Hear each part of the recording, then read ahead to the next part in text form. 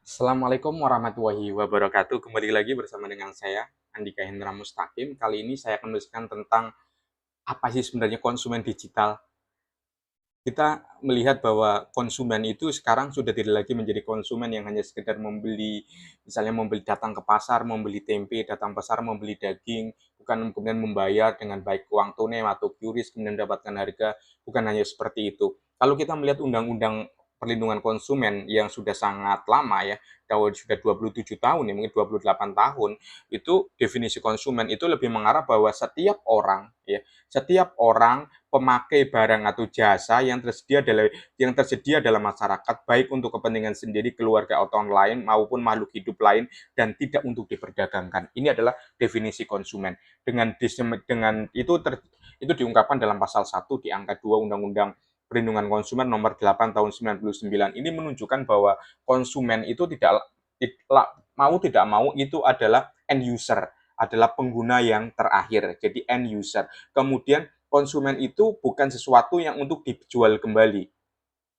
Jadi konsumen itu saya membeli barang tempe kemudian saya jual lagi ke tetangga, tidak demikian. Itu berarti itu reseller bukan konsumen. Jadi dia tidak untuk dikonsumsi, itu barang yang dikonsumsi tapi tidak untuk diperjualbelikan untuk mencari keuntungan. Jadi lebih lebih mengarah bagaimana dia itu untuk pemenuhan kebutuhan. Jadi cakupan konsumen itu juga sangat luas. Tetapi kita itu melihatnya bahwa definisi tersebut tentunya definisi yang sangat jadul ya, sangat yang tidak sesuai dengan perkembangan zaman, di mana kita itu sekarang berada di ranah digital, di mana konsumen itu adalah sudah berubah menjadi digital ya. Jadi istilahnya konsumen digital atau digital customer. Dalam definisinya itu seperti apa? Tentunya adalah semua orang, itu kan semua individu yang bertransaksi di ranah digital, baik platform e-commerce, yaitu Tokopedia, Shopee dan lain sebagainya. Kemudian ada juga transaksi melalui media sosial berjaringan, misalnya TikTok, Facebook dan lain sebagainya. Jadi di situ menunjukkan bahwa konsumen digital itu telah mengalami suatu transformasi, telah mengalami suatu perubahan. Karena apa? Di situ menuntut adanya apa? Menuntut adanya informasi, menuntut adanya engagement dan menuntut adanya upaya membeli. Sehingga ini kita melihat bahwa konsumen itu dan digitalisasi merupakan dua hal yang saling berkaitan dan tidak bisa dihindarkan. Karena apa? Digitalisasi itu menuntut adanya perubahan. Ingat yang perlu diketahui bahwa digitalisasi itu menuntut adanya perubahan pada pola konsumen yang berubah. Dari dulu dia harus datang ke pasar, sekarang dia hanya menggunakan aplikasi, kemudian dari aplikasi tersebut bisa dikirimkan produknya. Jadi konsumen itu lebih bersifat statis, hanya dengan mengundang aplikasi doang. Kemudian pola interaksi ketika sekarang pun masih berlangsung konvensional, misalnya harus ada tawar menawar, misalnya daging dari 150 udah deh 145, oke 105 karena ini pembeli pertama misalnya 114, jadi ada tawar menawar. Jadi interaksinya ketika di ranah digital itu jarang ada tawar menawar. Kalaupun ada tawar menawar itu akan dilakukan dalam proses interaksi di chatbox ataupun interaksi dalam dalam dalam ini ya, dalam interaksi interaksi yang di dalam berbagai mode percakapan. Kemudian tren selanjutnya itu adalah bagaimana upaya adanya kolaborasi, upaya-upaya untuk membangun kepercayaan, upaya adanya kepuasan, tingkat kepuasannya pun berbeda. Kalau saya kepuas misalnya di pasar, saya akan merekomendasikan teman saya kalau membeli daging itu di toko A. Kemudian,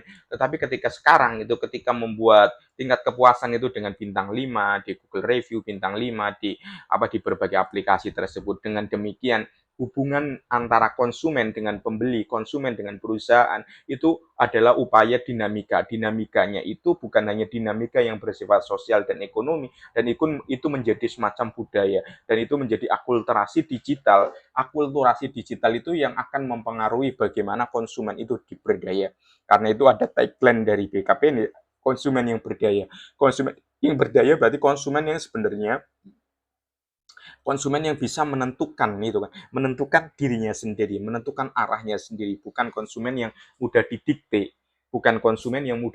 oleh pasar, mudah didikte oleh korporasi dan didikte oleh berbagai iklan-iklan yang akhirnya ujung-ujungnya terkadang menjerumuskan dan akhirnya menjadi semacam jebakan Batman, kan tidak demikian. Karena itu digitalisasi itu pada dasarnya itu bukan hanya mengubah pola konsumen lagi, tetapi saya menjelaskannya sekarang adalah bagaimana digitalisasi juga mengubah pola dari pola dari bisnis ataupun korporasi tersebut dalam dalam menghadapi konsumen digital. Karena itu paradigma yang umumnya berubah dari beberapa penelitian yang saya lakukan dan beberapa jurnal yang saya baca menunjukkan adanya paradigma yang bersifat teknologi driven proses. Jadi segala proses-proses yang berkaitan dengan menghadapi konsumen digital, korporasi itu akan menggunakan teknologi. Di situ akan menggunakan AI, akan menggunakan algoritma, akan menggunakan big data. Kemudian adanya yang bersifat data driven decision making. Jadi proses pengambilan keputusan, proses proses berhubungan dengan konsumen itu juga berbasis data. Di situ datanya itu mulai dari data yang bersifat psikografik ya ataupun data yang bersifat demografik. Ini untuk menunjukkan bagaimana upaya dari perusahaan untuk membaca data dari konsumen itu untuk mengetahui perilakunya seperti apa sehingga nantinya perusahaan itu bisa membuat itu desain produk yang lebih jelas. Perusahaan akan membuat desain produk yang jelas. Jadi data driven proses sama data driven decision making tersebut dari dua hal tersebut akan menghasilkan setidaknya nilai-nilai baru. Nilai-nilai baru dalam hal apa? Nilai baru dalam menentukan desain produk, nilai baru dalam menentukan desain pelayanan, nilai-nilai baru untuk menghasilkan proses-proses dalam interaksi atau daya jual ataupun daya beli yang antara korporasi dengan perusahaan tersebut. Dengan demikian peranan konsumen di daerah digital sebenarnya itu dia harus bisa lebih kuat, bukan hanya terjebak gitu kan dalam dark pattern, pola antar muka, pricing, harga yang bisa berubah-ubah, kemudian ada promo yang bertubi tidak hanya disebut tetapi polanya itu akan lebih semakin jelas.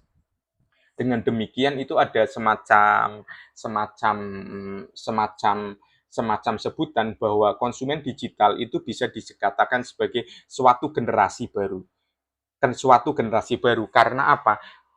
Konsumen itu lebih empowered, dia lebih diberdayakan. Kemudian konsumen itu endowed itu konsumen itu menjadi didorong. Ini dalam perspektif positif ya, bukan dalam perspektif kritis.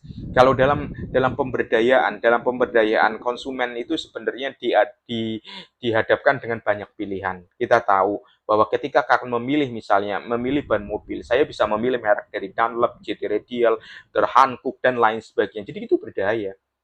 Setiap produk itu akan memiliki banyak kelebihan, akan memiliki banyak keuntungan, tetapi memiliki banyak kekurangan. Saya bisa melihat reviewnya, saya melihat anak ulasannya, saya melihat bagaimana itu harganya juga fluktuatif. Jadi sangat diberdayakan sebenarnya, walaupun di situ ada banyak juga jebakan.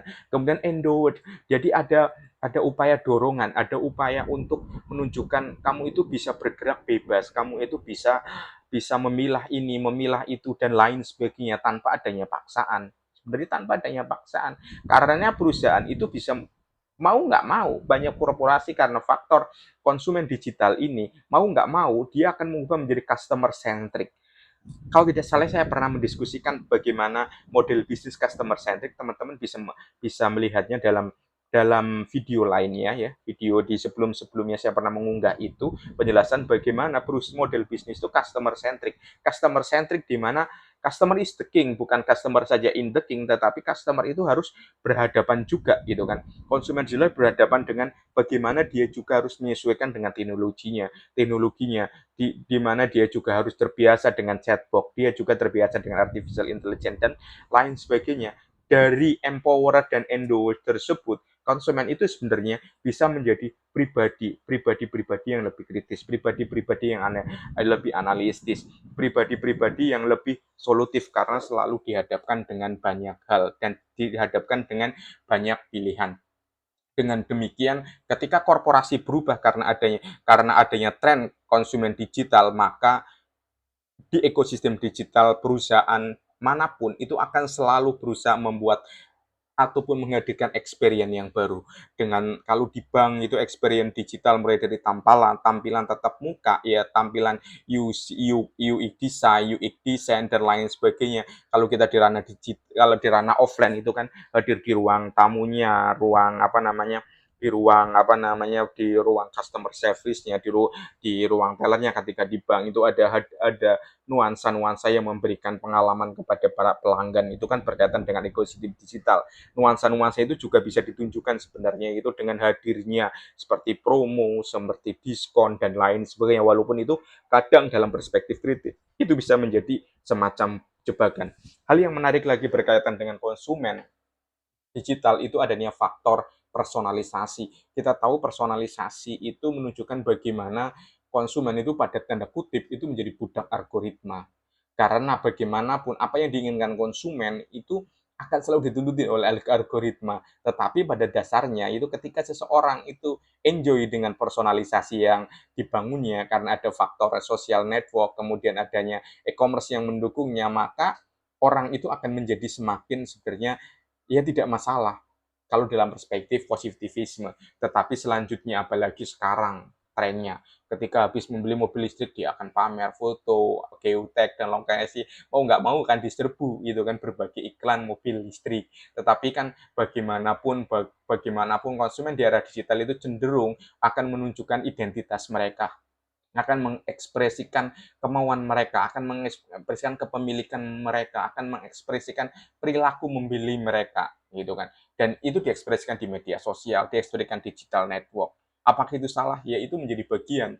Itu menjadi bagian, menjadi gengsi mereka, itu menjadi prestis mereka. Apakah itu menjadi suatu kesalahan atau itu menjadi suatu kerugian? Tentunya itu balik lagi. Apakah itu akan dalam perspektif yang kritis, apa perspektif yang analitis, atau perspektif yang solutif. Jangan lupa kasih opini di kolom komentar. Terima kasih. Salam. Assalamualaikum warahmatullahi wabarakatuh.